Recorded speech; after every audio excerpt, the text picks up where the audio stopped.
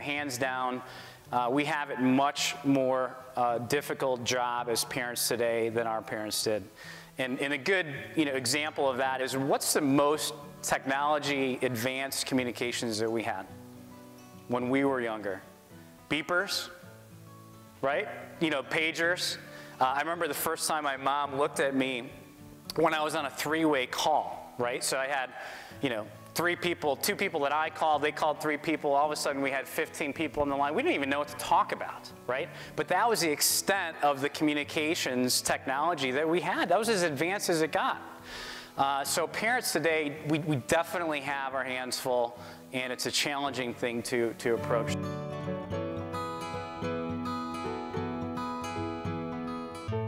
The whole idea behind the parent feed initially spawned from my own community. The feedback that I received from parents, the questions I received from parents about what do we do as a parent? I mean, our kids have a device and they're 7 years old.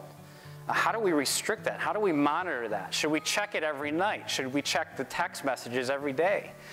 And as a parent, as a coach, I've also seen that perspective of it as well, with parents attending practice, but they're on their device the whole time.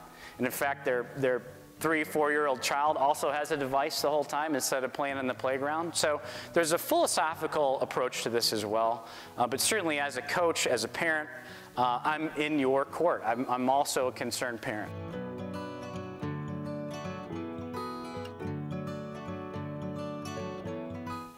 And now it's time to educate parents like us. And that's really an initiative that we started over the last 2 to 3 months, is really getting into school districts like Byron and getting in with schools, parents of elementary, middle, and high school parents, and making sure that they realize that it's not just about Facebook and Twitter, that there are other things that we need to be aware of as parents, but also how do we deal with this new digital generation.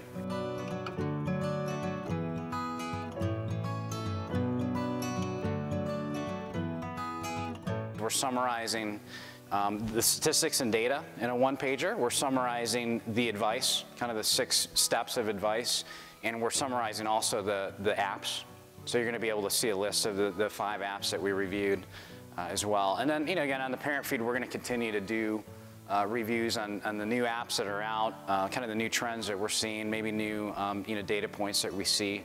So probably, I'm guessing 2 to 3 times a week, we'll be updating the site. If you're signed up via the email, you'll probably once or twice a month, receive an email summary of some of those new articles and topics. So, encourage you to join us there. We didn't want this just to be a one-off seminar.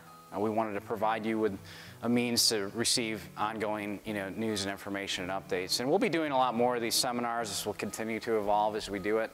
In Illinois, we already have 10 other districts that we're working with, and we'll be heading out to Denver and Kansas City, after the new year as well.